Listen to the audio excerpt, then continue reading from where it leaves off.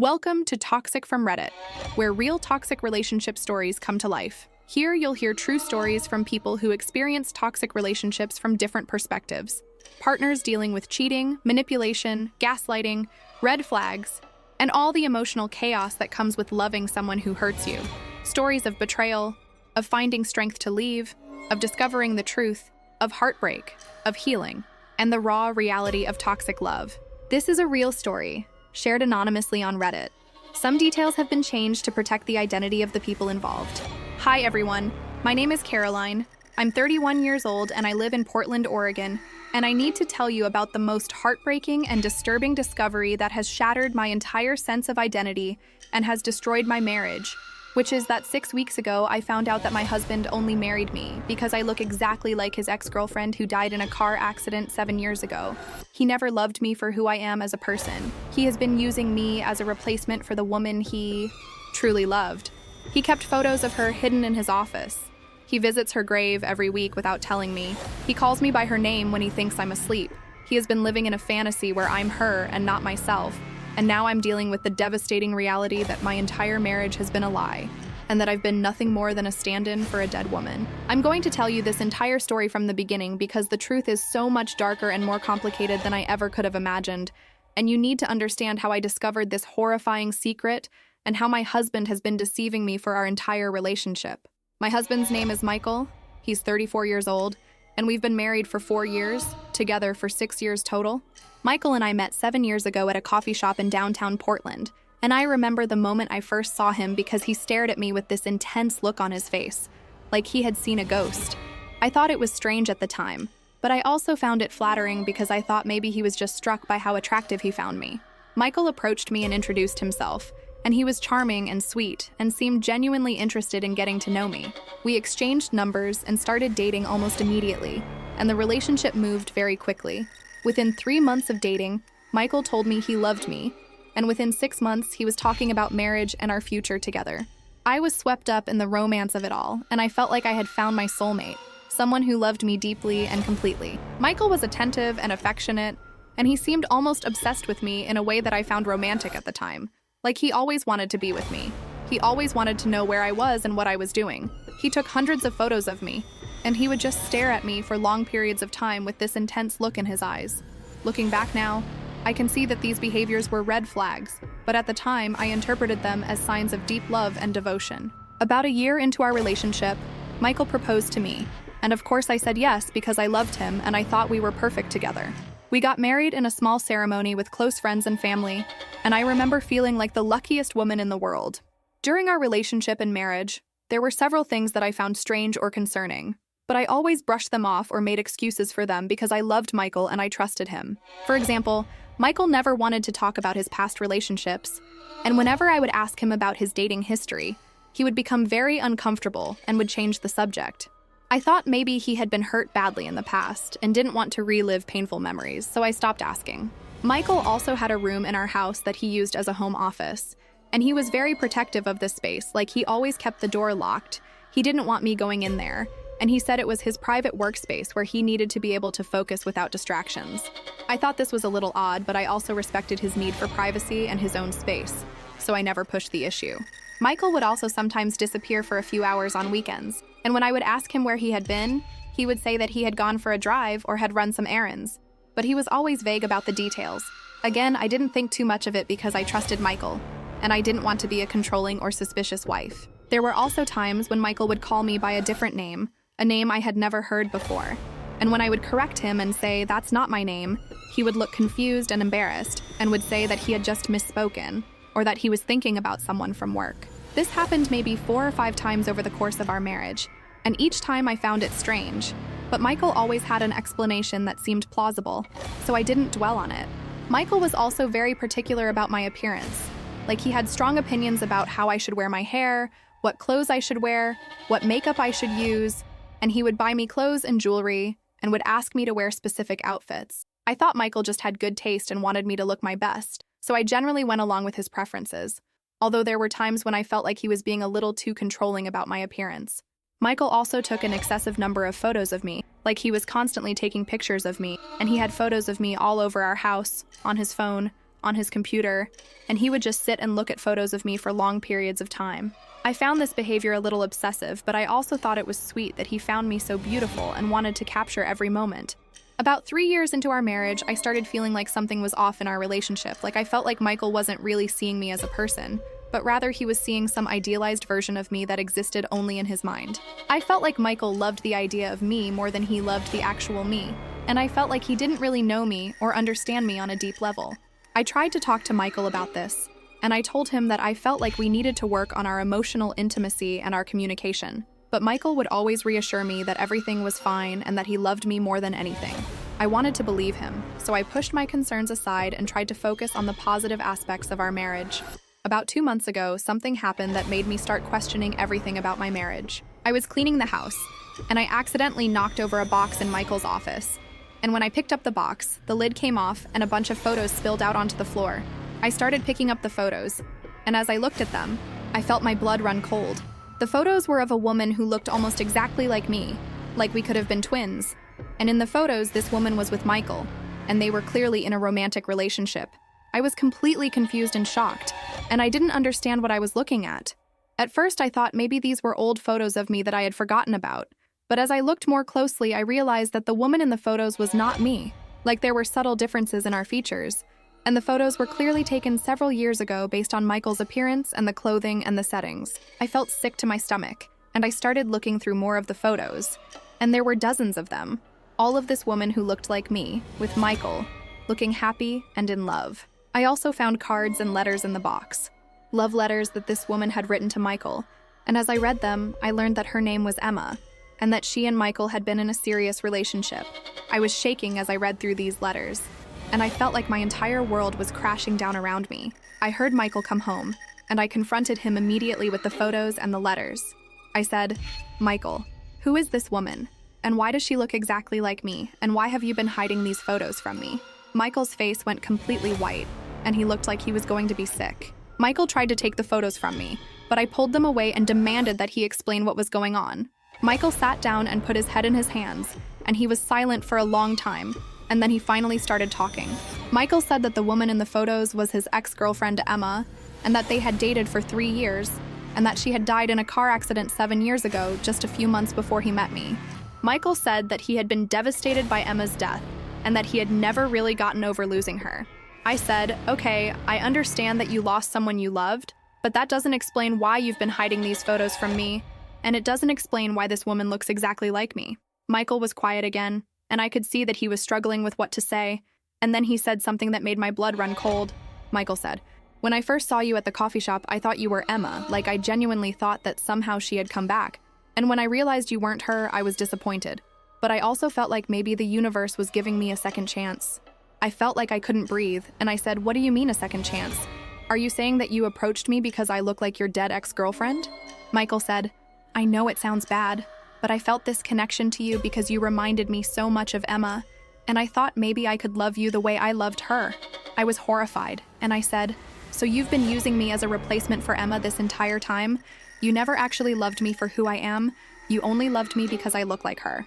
Michael tried to deny it, and he said that he did love me, and that over time he had fallen in love with me for who I am. But I didn't believe him. I said, "If you really loved me for who I am, then why have you been hiding photos of Emma? And why do you still have all of her letters? And why have you never told me about her?" Michael said that he didn't tell me about Emma because he didn't want me to feel like I was being compared to her, and he said that he kept the photos and letters because they were all he had left of her. I was crying at this point, and I said, "Michael, you've been lying to me for our entire relationship. You've been pretending that I'm someone I'm not, and you've been using me to cope with your grief over losing Emma." Michael said that it wasn't like that, and that he genuinely loved me. But I told him that I needed time to process everything, and that I needed him to leave the house for a few days. Michael reluctantly agreed, and he packed a bag and went to stay with a friend. After Michael left, I spent hours going through the box of photos and letters, and I became obsessed with learning everything I could about Emma.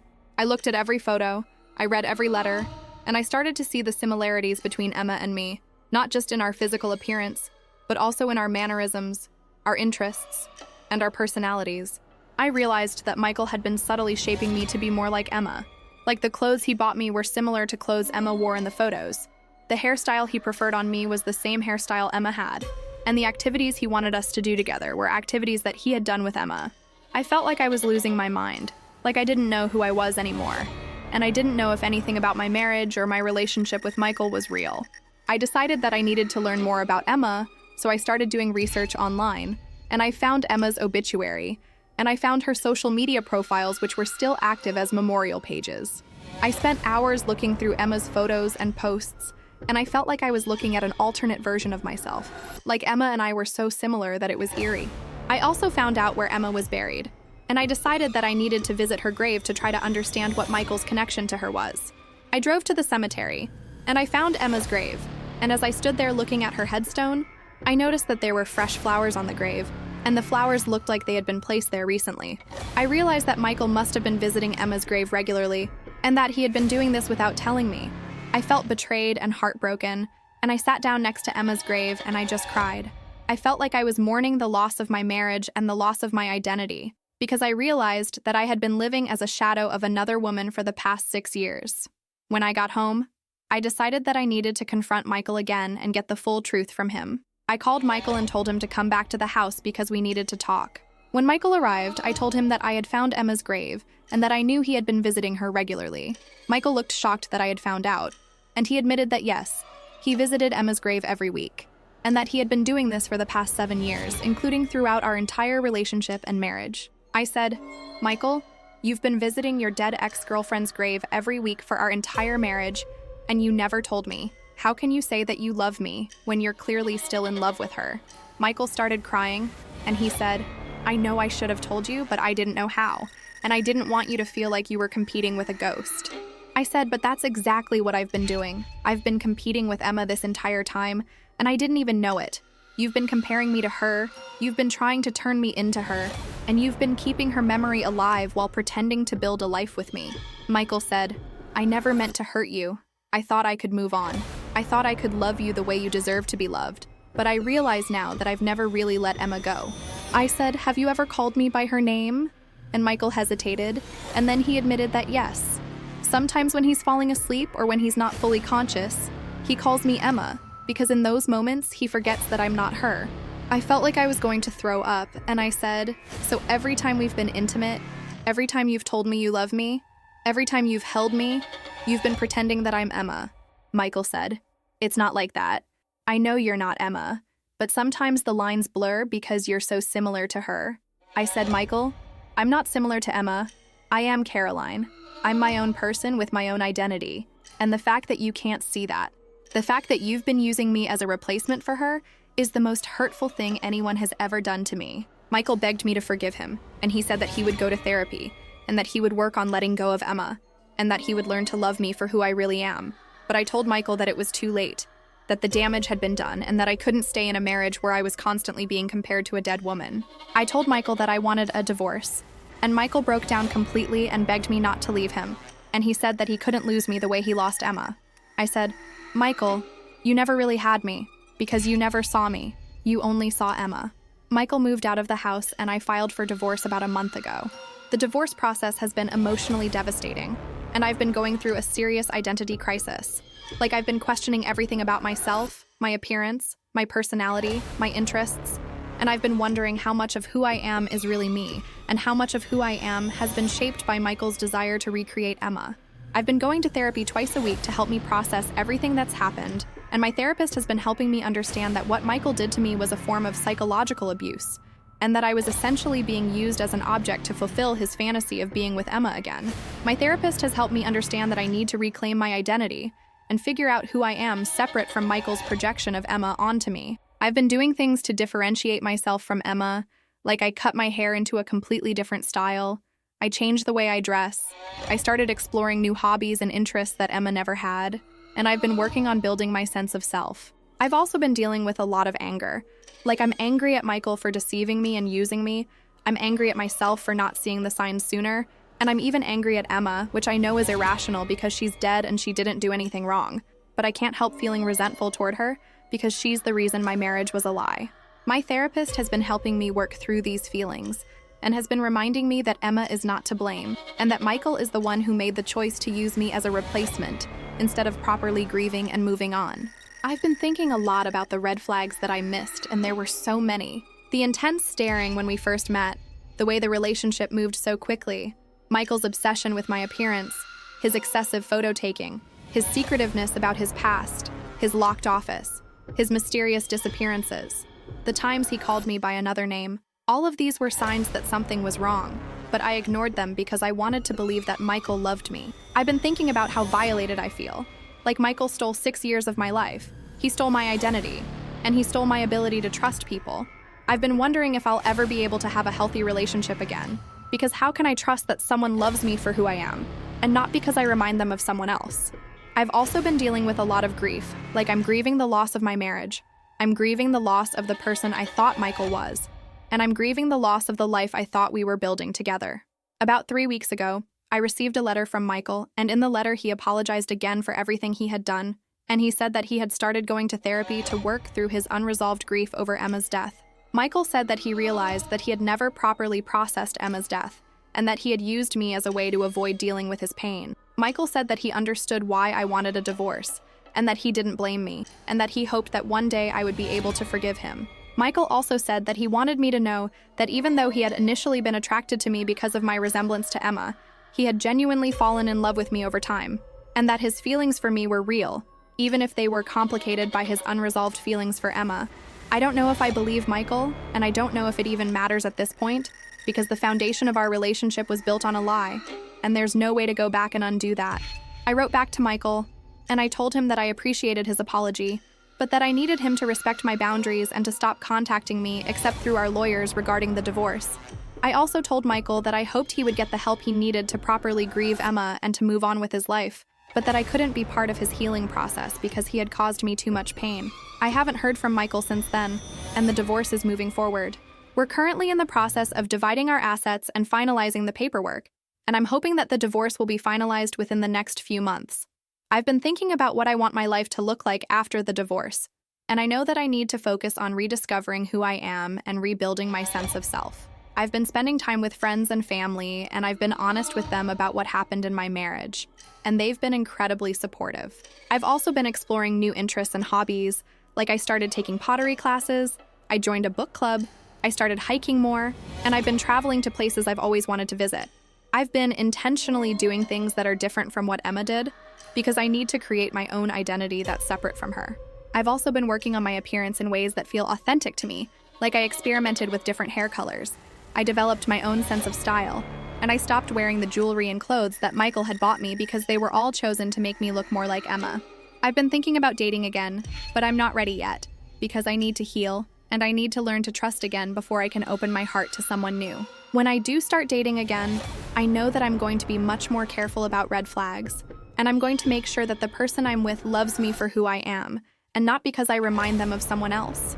I've been thinking about other people who might be in similar situations, who might be with partners who are using them as replacements for ex-partners or who are being compared to other people, and I want to tell them that they deserve to be loved for who they are, not for who they remind someone of.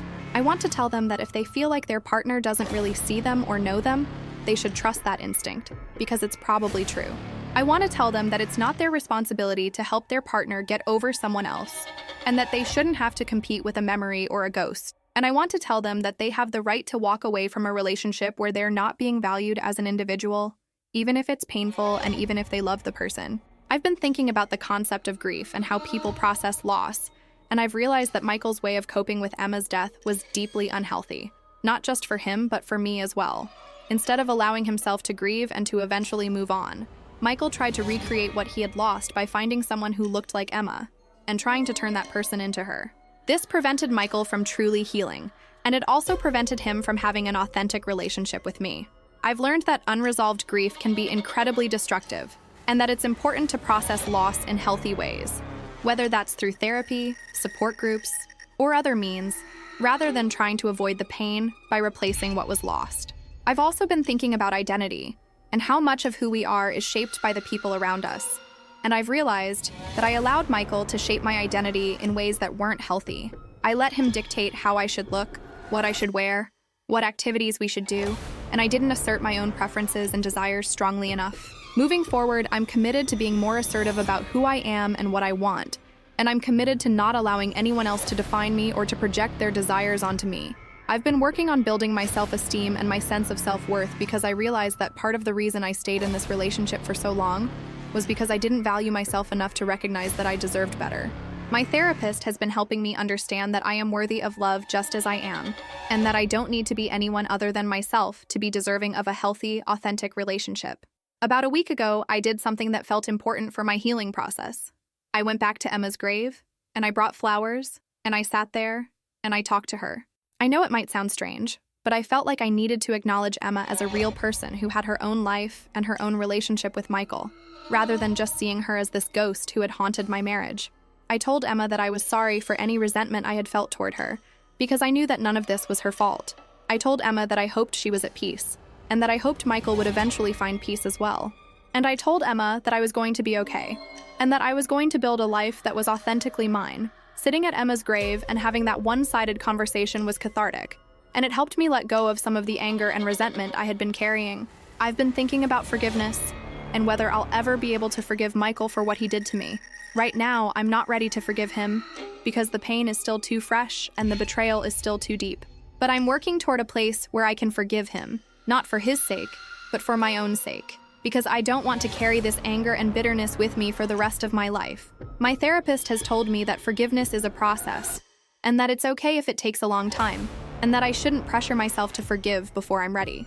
I've also been thinking about the concept of closure, and whether I'll ever really have closure from this situation. I think closure is something that I have to create for myself, rather than something that Michael can give me, because no explanation or apology from him is going to change what happened or make the pain go away. I'm creating closure by moving forward with my life, by building my own identity, by surrounding myself with people who love and support me, and by refusing to let this experience define me or limit my future. I know that healing is going to take time, and that there will be setbacks and difficult days, but I'm committed to doing the work and to creating a life that feels authentic and fulfilling. I'm committed to learning from this experience, and to using it to become stronger and more self-aware. And I'm committed to never again allowing myself to be someone's replacement or someone's fantasy, because I deserve to be loved for exactly who I am. Thank you for reading my story, and if you've been through something similar, if you've discovered that your partner was using you as a replacement for someone else, if you've been compared to an ex-partner, if you've felt like your partner doesn't really see you or know you, or if you've had to rebuild your identity after a toxic relationship, I would love to hear how you dealt with it and where you are now. I'm still in the process of healing, still finalizing my divorce, still working on rediscovering who I am, and still learning to trust again, but I'm hopeful about the future, and I'm grateful for the opportunity to start over and to build a life that's truly mine.